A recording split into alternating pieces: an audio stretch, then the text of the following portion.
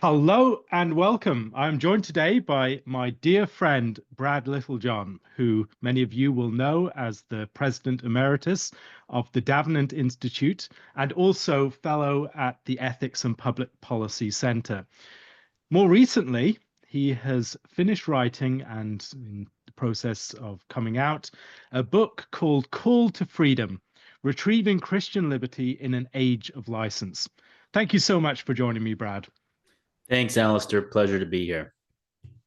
So I've known you for many years, and you've been talking about freedom for as long as I've known you. What exactly is the specific genesis of this book, and what are you hoping to achieve through it? Oh, yes. Well, specific Genesis, I have been, pondering this topic for almost as long as I can remember, at least in terms of my academic life. The first time I really remember being intrigued by this question of the meaning of freedom was in a chapter of William Cavanaugh's little book, Being Consumed: Economics and Christian Desire. And he just talks there about the paradox of the idea of a free market that functions by um, sort of leveraging our leveraging our passions and our desires such that we are um, kind of enslaved to the products that we feel this compulsion to keep on buying. And so there's this sort of external freedom of the market, the maximization of choices, that coexists with a great deal of internal unfreedom, in which we really are not masters of ourselves or our own desires. And so that kind of first alerted me to the fact that, oh, there's this important uh, there are multiple dimensions within this idea of freedom, and the way in which we talk about it in politics or economics is not necessarily consistent with the way that we talk about it in theology or ethics. And are these two totally different uses of the word? Is there some kind of shared kernel of meaning there? How do we basically make sense of the diversity of ways that we speak about freedom, and yet hold those together within some kind of coherent theory of freedom? And I quickly discovered through the work of Oliver O'Donovan, wrestling with very similar questions. It comes up in pretty much all of his books, and my own thinking has been very much shaped by his. Sometimes explicitly, sometimes subconsciously, in ways that I'll write something, and then I'll read something of O'Donovan's that I had, or I'll reread something of O'Donovan's that I'd read 10 or 15 years before, and be like, oh, that's where that thing that I just wrote came from. Right? So that's definitely the case with this book. My doctoral dissertation was really under O'Donovan's supervision, was on the concept of freedom in the English Reformation and the thought of Richard Hooker in particular. And in many ways, this book represents a kind of popular level distillation or adaptation of several of the key themes from that book, but along with other dimensions of freedom that I've explored in the years since. One of your avenues into the discussion is just Pauline treatments of freedom. And it seems that Paul, at many points, has paradoxical formulations, which, of course, are taken up in the work of Luther and others. What is maybe the kernel of Pauline insight into the notion of freedom? And how might some of those Pauline paradoxes help us in puzzling through this concept in our own day and age? Yeah, so what we see in Paul is the insight that uh, slavery of some kind is inescapable. We're always in bondage to something. We're always serving something. And so he will speak of being liberated from the bondage of sin, and yet becoming bondservants of Christ, or bondservants of one another. And the critical statement, Galatians 5:13, for you are called to freedom, brothers, only do not use your freedom as an opportunity for the flesh, but through love serve one another. And that word serve is the verb form of the word we translate as slave. So this idea of becoming slaves of one another as the way in which we use our freedom. So whereas those who, if you do not become slaves of Christ Jesus and slaves of one another, and seek to assert your freedom, then you will become slaves of your own desire.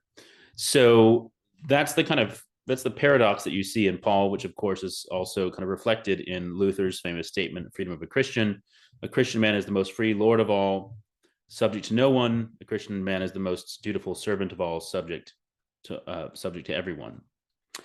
So yeah, so in the book, I kind of am exploring how is it that the assertion of our freedom over against others becomes a form of bondage, becomes a way in which we are subjected to our own desires and then subjected to others through those desires. And this is an insight, of course, that C.S. Lewis brilliantly states in Abolition of Man, right, which is the person who is ruled by their desires will always be ruled by other people who make use of those desires for their profit, right? And this is very clear in all kinds of addictions. Next week, actually the same day that my book comes out, I'll be speaking at a rally before the Supreme Court on a Supreme Court case on pornography, this is obviously a place where the proclamation of freedom leads to bondage, and that bondage is not just bondage to our own desires, but is bondage to those who are able to profit, obscenely from the addictions of others. So the assertion of freedom over against others then actually becomes a form of enslavement to others, whereas the subordination of the self in service to others is the way in which we actually experience true freedom. So that's the basic framework that Paul gives us, and that underlies a number of the arguments for the book. There's perhaps no word that is more deployed within our politics and our life more generally than that of freedom as a notion that we aspire to in all sorts of areas of life. And yet there is, maybe just because it's such a floppy term that includes so many things, there's very little clear agreed upon definition upon what that term means. How are you using the term? What would be your shorthand definition? And what are some of the areas in which the concept of freedom is fruitfully deployed, and as opposed to some of those areas where it's just a buzz term that maybe obscures as much as it reveals? Yeah, so the definition I give is the capacity for meaningful action, which is that encompasses quite a bit, and meaningful action, the capacity for meaningful action can be threatened in many different ways from many different directions. There are, as O'Donovan remarks, there are many different forms of unfreedom, and we sort of invoke freedom whenever we feel freedom is under threat. But since freedom can be threatened from many different directions, we kind of invoke freedom in many directions that can seem antithetical to one another. And yet I think they can all be unified under this idea of, as I say, capacity for meaningful action. And just to unpack the sort of three elements of that definition, the idea of capacity, I think, is important to guard against the idea that freedom is purely a negative thing, purely kind of non-interference or non-coercion, which I think is how kind of many libertarians explicitly speak of freedom that way. I think many of us kind of sort of take that by default. But as I give the example, I say a paraplegic is not free to walk around just because nobody is holding him down. He has internal constraints on his freedom. So there has to be a positive capacity as well as a lack of external interference. And then the capacity has to be a capacity to act. The appropriately human form of action is rational, purposeful action.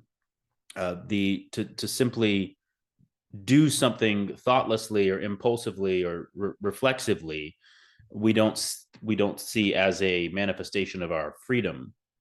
In fact, quite the opposite. We should speak of like there's involuntary actions and voluntary actions, right? The whole idea of voluntary actions, free actions, are those that I conceive in my mind what I want to do, and I conform my actions toward that end.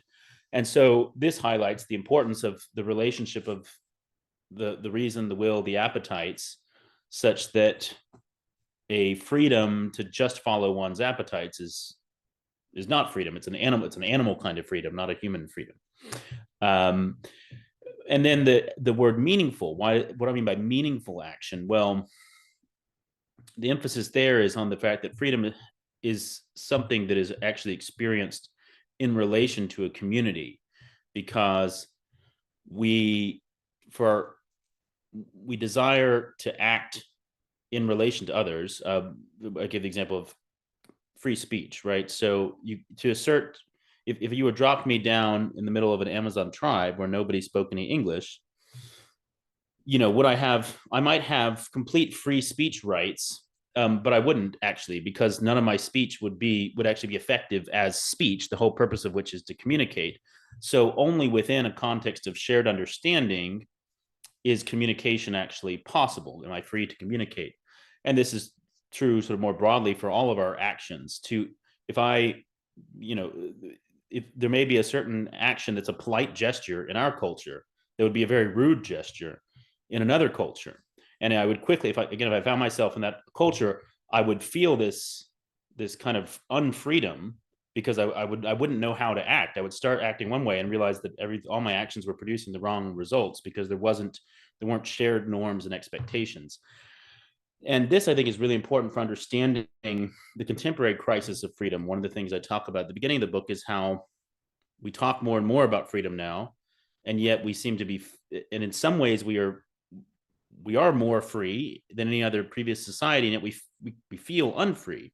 Why do we feel unfree? I think part of it is that breakdown of shared norms and expectations, and also the norms and expectations are changing so rapidly with technological change, that it's difficult at any moment to know, if I say these words, how will these words be understood the way I want them to? If I do these actions, am I doing something politically incorrect or not? And so there's this paralysis that we feel, an inability to undertake meaningful actions within a community. And that example of struggling to determine whether something has a particular meaning or not is not necessarily one that depends upon opposing actors. It can just be a chaos of a situation where there is no scrutability to a system or to a some sort of context. Yep. And so, as you're saying, there are many different axes upon which these things can break down. And it seems to me that the key features that you identify as aspects of sin that are against our freedom, forgetfulness, futility, and fear, are very helpful in identifying certain aspects of this unfreedom that we experience, the sort of futility that is described in Romans chapter 8 as a result of the creation being subjected to this state of sin's reign, is one that we experience in mortality, in the experience, for instance, described by the preacher in the book of Ecclesiastes, where there's a wise man who invests all his labor and everything and leaves it to a son who's a fool. There's a sense within these accounts of just the obstacles to freedom that occur as a result of a sinful, fallen world. And then beyond that, your discussion of forgetfulness and fear. Can you maybe unpack some of the ways in which these concepts attached to sin within your account help us to reconcile the difference between a broader concept of freedom and a more theological sense of freedom that we're maybe accustomed to within maybe the mode of preaching or in the context of theology? How do we bring together these concepts that are often operating in different registers? Yeah, that's good. So, I mean, let's talk about the idea of fear as a threat to freedom. Um, I think this is one thing that has intrigued me over the years, is the idea of coercion. What do we actually mean by coercion? People think of coercion as like actual, you know, physical compulsion, and that's kind of like the extreme case of coercion is like actually being chained up and dragged away. But people often use the word coercion in much broader contexts, where you're being um, you know, coerced, coerced to, like libertarians often say, you're coerced to pay taxes or something like that. And in terms of the coercion of the law, most of the way that operates is a matter of it's fear, right? It's fear of consequences. It's actually an intimidation, perhaps more precisely than coercion. It's saying you're actually still free. You can choose to do this or not do this. But if you don't do this, these bad things are going to happen to you. These painful results are going to come. So it's that sort of fear of pain or fear of death in the extreme case that has a coercive effect upon us, which is fascinating because, of course, what that means is those who do, if you don't fear pain or fear death, then coercion has no power over you. And this is what was one of the key insights of Luther's teaching on Christian liberty, and you see it, of course, in the Witness of the Martyrs, is the way in which the Christians' political freedom is first and foremost a fruit of their theological freedom. The Christian might still exist in a position of disempowerment and subordination to unjust political authorities, and yet the Christian exists in a transformed relation to them because where their threats have a great deal of force for others, their threats do not have force for those who know that their life is hidden with Christ in God, right? And so the way in which historically the way in which Christianity has had a profound influence on Western politics is not so much through a kind of a restructuring of politics from above, but is a sort of undermining it from below by weakening the force that civil rulers, weakening the ability of civil rulers to intimidate those under them, right? So the martyrs in the early church, because they were unthreatened by Roman persecution, ultimately they brought down the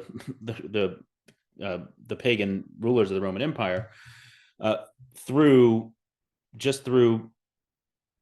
accepting punishment fearlessly, right? And then in the post-Reformation period, what you have is the recognition that rulers cannot, in fact, tyrannize over conscience, and it leads to a sort of pulling back of the scope of civil authority and saying, actually, we're going to give external freedom, right? So I talk about this difference between external and internal freedom, but the idea is that this internal freedom can actually create conditions for the growth of external freedom, because the fact that I am not intimidated by the ruler's unjust commands means that at some point the ruler is going to stop trying to issue those commands and is actually going to say, you know what, the government is going to have less aspirations, less pretensions, is going to rule over less matters, because it recognizes that it can't actually threaten the consciences of those who have utter confidence before Christ. We talked earlier about the Pauline concept of freedom, and one of the things that really is striking to me about Pauline teaching is its rhetorical form. Whereas if we're reading the Old Testament law, it comes in a direct command form. The do this, don't do that of the Ten Commandments, for instance. In Paul, there's extensive reasoning and exhortation. There's encouragement. He's engaging in the task of persuasion. And there are long passages in Paul which could have just been a single command, but he spends 2 chapters arguing through certain points from various perspectives in order to bring his hearers to action. And it seems beyond the thing that you've just discussed, this reduction of coercive force, there's the bringing in of a different sort of rule, which is persuasion. And you mentioned this within the book, and I'd be interested to hear you say a bit more about this, because it seems to me that concept of persuasion, it's maybe one that parents are familiar with in the process of raising kids, this move from a young kid where you give them very clear commandments, don't do this, do that, to a kid as they're growing up, and maybe you're giving them more reasons for action. How is it that this more positive vision of persuasion comes in alongside that limitation of coercion? Yeah, that's a great question, and actually dovetails with a book I've been reading recently, which I'm sure you've read before. Larry Siedentop's "Inventing the Individual," and I don't necessarily buy everything he says in the book, but he's making an argument similar to similar in some ways to what Tom Holland argues in Dominion about just how radically Christianity challenged the presuppositions of classical culture, and how that's often been obscured by like Renaissance and Enlightenment thinkers who tried to kind of retroject these ideals onto the classical period of equality that were in fact much more Christian ideas than they were classical ideas. And crucially, in that context, we look back to people like Plato and Aristotle as inspirations, and they become key parts of the Christian theological and moral tradition. And yet, what we don't realize is how much for them the ideals that they were propounding were ideals that were only fit for a very, very, very small sliver of people, this sort of elite upper crust that could philosophize in this way, and thus were capable of free action. They were capable of acting not out of fear of coercion, but acting out of rational persuasion, discerning the good, mastering their lower impulses, and pursuing the good that reason had discerned.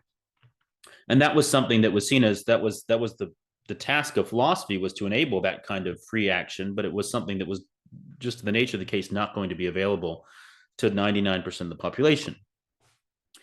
Now, Christianity constitutes a radical challenge to that, because Paul's teaching emphasizes that every single Christian, male or female, slave or free, is supposed to grow into that kind of free action of being transformed by the renewing of your mind, right? Not simply receiving divine commands and dutifully complying with them, but this writing of the law upon the heart, right? That is the divine commands are within us and are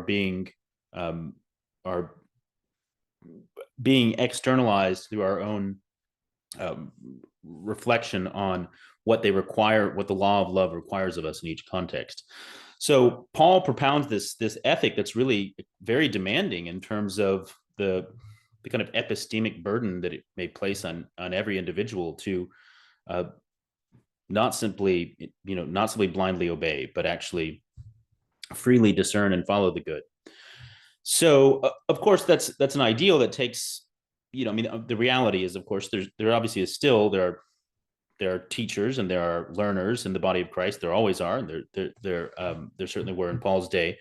So Paul doesn't give us a kind of utopian ideal of equality in which all are totally equally able to discern the good on their own. But what he does give us is this sense that every single believer is called to be capable of a certain degree of rational persuasion and deliberation on the needs of the neighbor and what it means to serve God. And so that kind of radically democratizing impulse, as Siedentop says, really undercuts the social structures of the ancient world. And it's a very, it's a long process of then against the kind of then dealing again with the social structures of the Germanic tribes during the barbarian invasions and so on. But ultimately, as you fast forward to the early modern era, what you have, and again, this is very explicit in the Reformation, is the ideal of universal literacy, the ideal that every single Christian will read the Bible for themselves. And again, not that there aren't still those who are more learned in the scriptures who are tasked with teaching, and those of us who are not should be submissive to their teaching, but submissive, again, not blindly submissive, but attentively, discerningly submissive. Through that kind of democratizing of the body of Christ arises a new way of thinking about civil government. in which a more participatory democracy becomes more and more conceivable, not as in ancient Athens for a very small sliver of free male citizens, but increasingly for the entire population, because literacy is diffused through the entire population through the work of the church. So I think this is another area in which we see the political freedoms that we enjoy today are actually well downstream of this more theological ideal of freedom that begins with St. Paul and is intensified in the Reformation.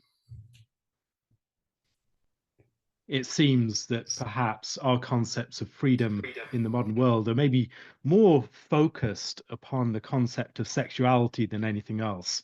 Sexuality is a form of self-expression, of self gratification, and increasingly it's seen as a place of the free flow and expression of the imagination, a realm of fantasy. You can think about the way that Paul Kahn, in putting liberalism in its place, he discusses the way that the pornographic scene is presented as detached from history. There's no history that precedes it. There's no future that follows it. There's a sense of a sexual encounter without a relationship. And there's no sense of a greater meaning beyond it that it is subject to or serving. And there's also a sense within the relationship of the voyeuristic relationship of the person who's consuming it and the parties within it, that it's not visible. It's not participating in the public. It has no procreative significance. There's a sense in which that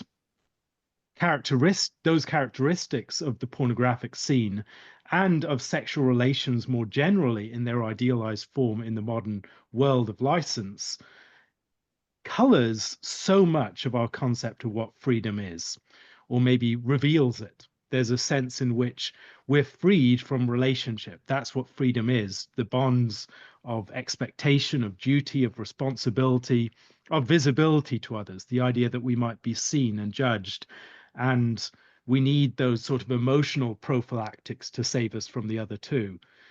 You've been doing a lot of work on this lately, and I'll be curious to hear your thoughts on some of the ways in which this has been influenced by your thinking on freedom and also has affected the way that you've approached the subject of freedom. Clearly, the connections with technology would be some part of that, but I'd love to hear some of your thoughts. Yeah, there's a lot there. I mean, I think one key point to start with is, and this is again goes back to this is a great passage in, I guess, it's Ways of Judgment. I don't know, the different O'Donovan books blur together for me, but the fundamental error of the modern conception of freedom is that freedom consists in the multiplication of options, right? And he says that like the distortion there is that options are in some measure necessary for freedom, because the whole idea of freedom is that of choosing, and it's unintelligible to choose when there's only one option. And yet it's actually not entirely unintelligible, because even when there's only one option, we still have a choice in terms of how we accept that option, how we're going to approach that option. Are we going to receive that? This task is placed upon me. Do I receive that joyfully, or do I grudgingly go along with it, or do I buck against it and end up being dragged kicking and screaming?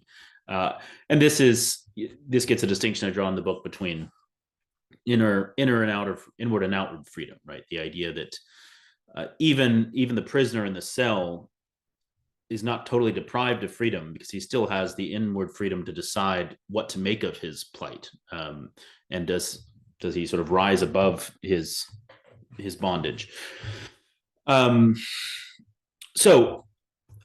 it's actually deception to think that freedom consists primarily in the multiplication of options. In fact, the more we multiply options beyond a certain point, we actually then begin to undermine freedom, because once there are too many options to rationally distinguish between them, the will is, as it were, sort of paralyzed by this overload of decisions and stimuli.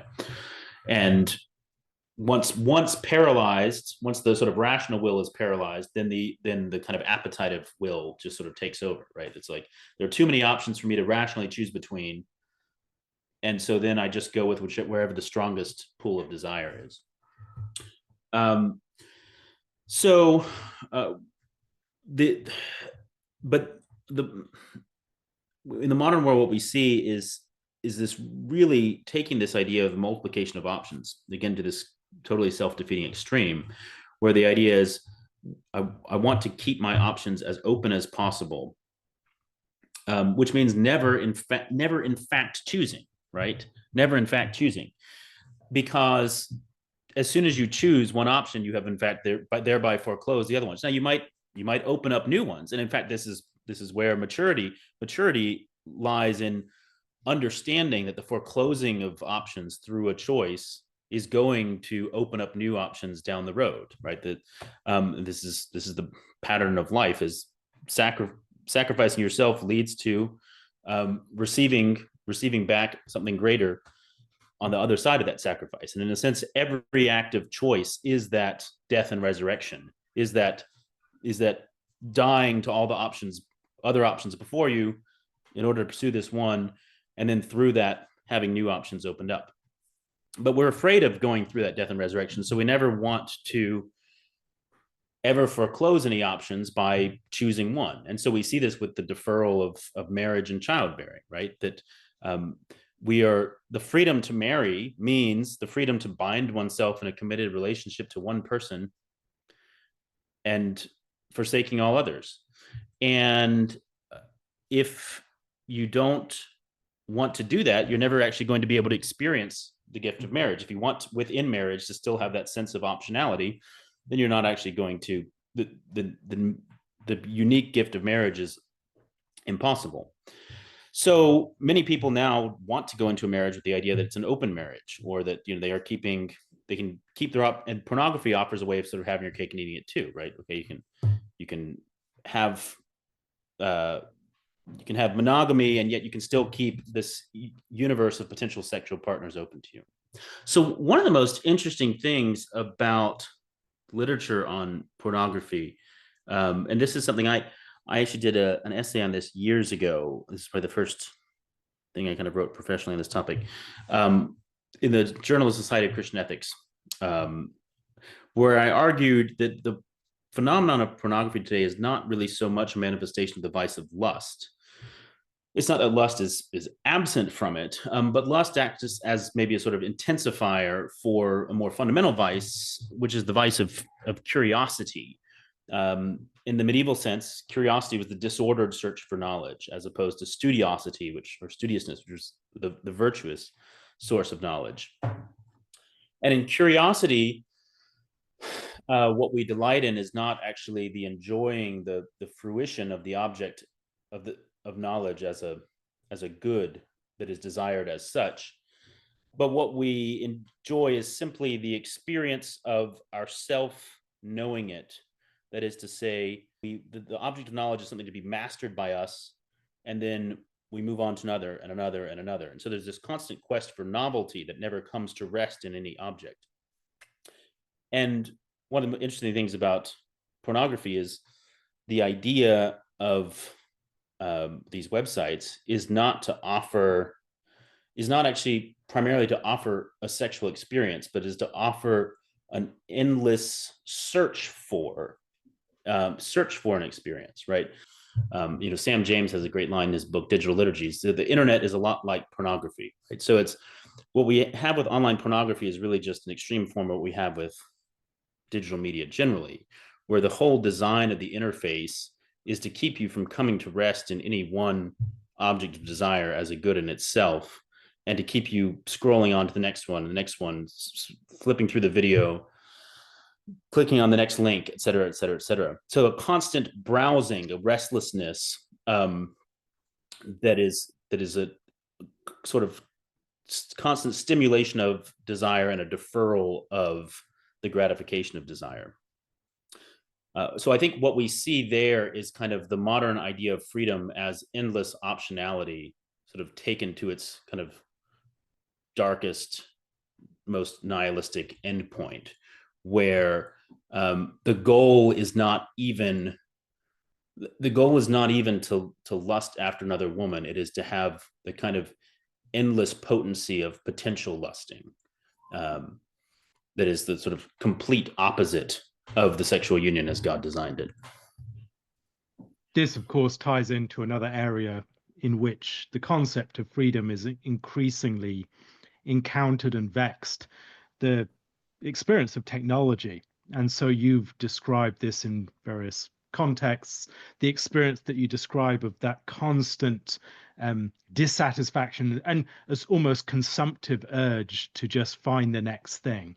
Can think also of the way that technology can so often disintegrate things that were once held together, the experiences and meaningful contexts of life that have now been distributed out into lots of different technologies and apps and devices that perform certain aspects of them, or the way in which the extreme rapidity of change in technologies that increasingly provide our life worlds makes it difficult for the intergenerational movement of wisdom to occur, or for us to have meaningful long-term action that we commit ourselves to, because there's a sense in which the inclarity of that future horizon renders our plans futile.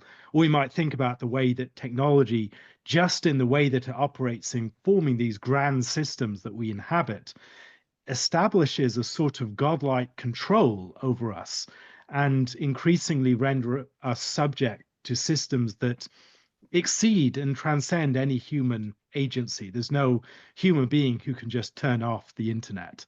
And then there's also a sense, even in the development of technology, of necessity.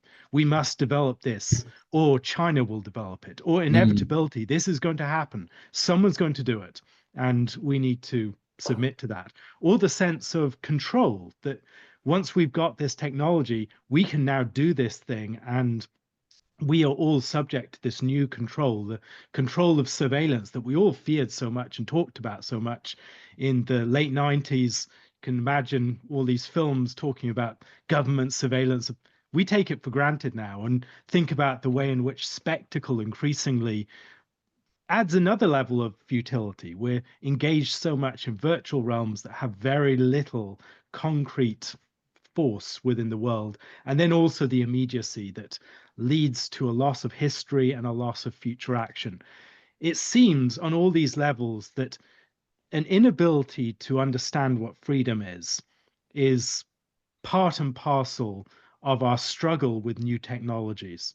How might our understanding of freedom, as you're encouraging us to move towards a particular understanding of freedom, how might that help us get purchase upon these technologies? This is obviously something that the Davenant Institute has been working on quite a lot over the last year, but I'll be curious to hear you say more to this. Yes, well, I mean, it's a massive topic, and there's probably an entire book in the in your question there. But I think, yeah, I mean, just one entry point, something I've written on a fair bit lately, is this idea of frictionlessness as kind of the essence of digital technology. The idea of being able to just, the whole idea of the user interface is to make it as immediate, responsive as possible, that there's nothing impinges between the desire and the effect, right? And there's this interesting studies on how many milliseconds, how many milliseconds of page load time it takes before the average user engagement goes down. And it's tiny, just a tiny number now, and it's interesting. It's gotten down and down and down as our expectation of speed has increased, right? So our assumption is that in the digital world, to will something is to bring it about. And of course, in the physical world, we always encounter friction. Friction is just a reality of any physical bodies coming up against one another. But that friction actually provides the precondition for action in the physical world, right? And this is, I mean, right now it's January. The sidewalks are very icy here. We experience this when we walk out the door. If you don't have friction on your surface, you can't walk, you can't stand. If a car does not have friction on the road, it can't move forward, it can't steer. And so that friction, that pushback of something outside of us is actually paradoxically that which is necessary for us to be able to act and to move forward in the world. But we don't like that pushback, and so we seek ways of avoiding that friction. And the digital world is basically our creation of digital technology is our technology responding to that desire for frictionlessness at the heart of the modern ideal of freedom. But it's a feedback loop, because as we become used to that frictionless digital experience, then we expect it to be the case in the real world. And we get really annoyed if we ever have to stand in line, or if we ever actually have to talk to a barista as opposed to just, picking up our mobile order, right? So we're on a quest now to get rid of friction in the physical world as well. But it's that frictionlessness also means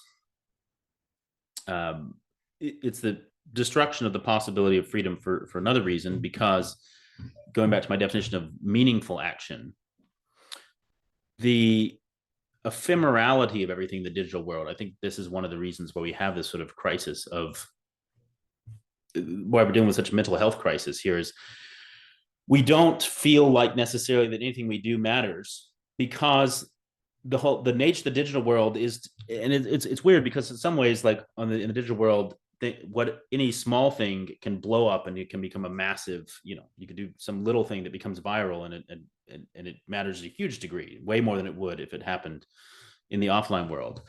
But there's this sense that in the digital world, everything that you do can also be undone, right? For every click, there's a back button. For every friend, there's an unfriend button, right? Everything is reversible. Everything is undoable in the digital realm, in the way that, of course, it's not in the physical realm, where actions have consequences that can't necessarily be reversed. And so we want that because, again, we think freedom means maximal optionality, but it means that no single thing we do feels like it matters or means anything, because it can always be undone, right? So all that, I rather than answering your question about, I'm really just kind of compounding the problem. But I think the way out, the way to respond begins in sort of a diagnosis of what is it that we are looking for, and why is it that we keep not being satisfied by what we're looking for, right? And what is it that actually makes the experiences that we find meaningful? What is it that makes them meaningful? And then we realize it is, in fact, that friction, that rubbing up against another will, that is the basis. Just as friction is, friction is what gives us stickiness in the relationship with physical objects. Friction in relationships is what makes relationships sticky. A community becomes a tight-knit community because you've actually gone through conflict together. And what we are seeking in the digital realm is often a way of having connectedness without the need to ever actually adjudicate or work through conflict, right? So I think, to the extent that we recognize that and we name that for what it is, and we understand that the relationships that matter to us are ones in which we accept and work through friction rather than ones in which we evade friction, then what we can do is find ways of using our digital technologies as an adjunct to those relationships, rather than as a way of escaping meaningful relationality. Just very, very concrete, and then I'll shut up. I think not all digital technologies are the same, right? They function in very different ways, and it depends what they're designed to do. And so like Twitter is very, very different than a group chat. They share some similar drawbacks, but the fundamental problem with a place like Twitter or most social media apps is the fact that anybody can be part of the conversation at any time, and anybody can leave the conversation at any time. It's just like that. It's a completely open-ended conversational space, which means you never know who you're talking to, and you never actually have to sort through any. Like, you can just sort of throw a grenade and then just sort of walk away, right? But if you've ever, if you've been in a group chat, ideally who everybody else in the conversation is. And if anybody leaves, it's like if someone leaves a group chat, like that is a big deal. It is like somebody walking at, like, people are having a conversation at a party and someone just like stomps out, right? It has the same social effect. So creating a closed space where people are actually in ongoing interaction and friction with one another, even though it's digital and it's simulated, it simulates a real world kind of experience in a way that I think can actually augment relationships, and is very different, I think, from the deformative way that open-ended social media kind of treats relationships. Call to Freedom: Retrieving Christian Liberty in an Age of License is coming out next week. It is a fantastic book that I highly recommend. Very accessible to someone who is just thinking about these issues for the first time. It's about 150 pages, and it's talking about the issue behind so many other issues, as I hope in listening to this conversation, you've had some impression of that. Thank you very much for joining me, Brad. Thanks, Alastair. And God bless, and thank you all for listening.